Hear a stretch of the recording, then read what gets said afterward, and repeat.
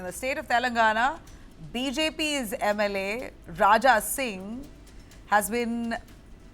he's basically got into legal trouble. Raja Singh, who is known for making hate speeches, has faced legal action by the Telangana government.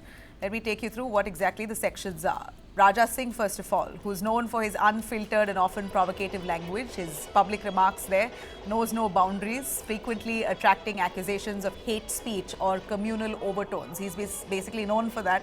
Now, during the Ram Navami procession in Hyderabad, BJP MLA Raja Singh made several controversial statements. He's been called out for it. He advocated for transforming India into a Hindu Rashtra and proposed a march to Maharashtra to demolish the grave of Mughal Emperor Aurangzeb. Remember, this comes at a time when already you saw a riot-like situation in Nagpur over the same issue of Aurangzeb's tomb. Here is BJP MLA insinuating likely a comment like this could lead to tensions. Thankfully, it hasn't. But here is Raja Singh now facing legal action by the Telangana government. A case on the MLA has been booked on videos where he's heard making allegedly hate speeches. Police have said that they have collected videos as evidence. This MLA now faces Section 221 of the BNS along with 351 and 352, all sections that crack down on hate speech. Let's listen in. Modi काल में, योगी काल में अब आतंकियों के लिए कोई स्थान नहीं है।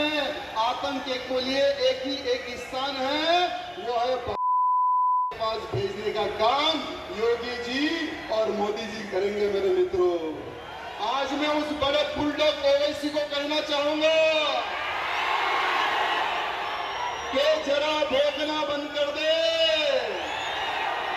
क्योंकि अब वक्फ बोर्ड पर कानून बिल आ गया है, कानून पास हो गया है। Remember, in a state like Telangana, political identities are often closely tied to their social and cultural narratives. Raja Singh, with this combative style of politics, has very well understood the far-reaching implications that his statements have. It is to be noted that despite several run-ins with the law and even his own party members basically despising what he says, he's been suspended from the BJP itself in the past. This man still continues to make communally divisive statements very brazenly, knowing well that his words resonates with his vote bank, and that's brought him electoral dividends as well.